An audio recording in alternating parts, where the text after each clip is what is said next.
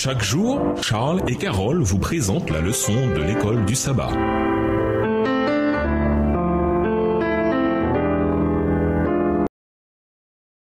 Bienvenue dans votre émission Dieu nous parle. Nous voilà à la leçon 1, la mission de Dieu envers nous. Première partie, étude de la semaine, Genèse 3, les versets 9 à 15, Genèse 28, verset 15, Exode 29, les versets 43 et 45, Matthieu 1, les versets 18 à 23, Jean 1, les versets 14 à 18, Jean 3, verset 16, Jean 14, les versets 1 à 3. Verset à mémoriser, et l'Éternel Dieu appela Adam et lui dit, « Où es-tu » Genèse 3, le verset 9 dans la version Osterwald. L'origine et l'objectif de la mission ne se trouvent qu'en Dieu. Cette mission n'a pas commencé avec l'appel d'Abraham, Genèse 12, verset 1 à 4, ou avec l'Exode, Exode 12, verset 31 à 42. Elle n'a pas non plus commencé avec Jésus-Christ sur terre, Matthieu 1, verset 18 à 25, ou avec les voyages missionnaires de Paul, Acte 13, verset 4 à Acte 14, verset 26. Cette mission a commencé avec Dieu lui-même, au moment où il a amené l'univers à l'existence, et plus tard créé l'humanité. Genèse 1, versets 16 et 27. Dans les Écritures, nous découvrons un Dieu qui vient résolument à la rencontre de ses enfants et qui veut être avec eux. Dès le commencement, il établit une relation avec Adam et Ève. Même après l'irruption du péché, il continue sa mission, mais celle-ci consiste désormais à rétablir sa relation avec l'humanité. À la fin, la mission de Dieu s'accomplira, Apocalypse 21-22, et c'est pourquoi nous devrions être motivés dans cette œuvre de proclamation de l'évangile éternel au monde, Apocalypse 14, versets 6 et 7. Ainsi, toute entreprise missionnaire doit être centrée sur une relation avec le Créateur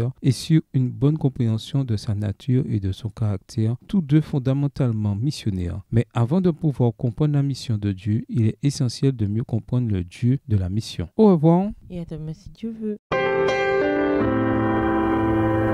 Dieu nous parle.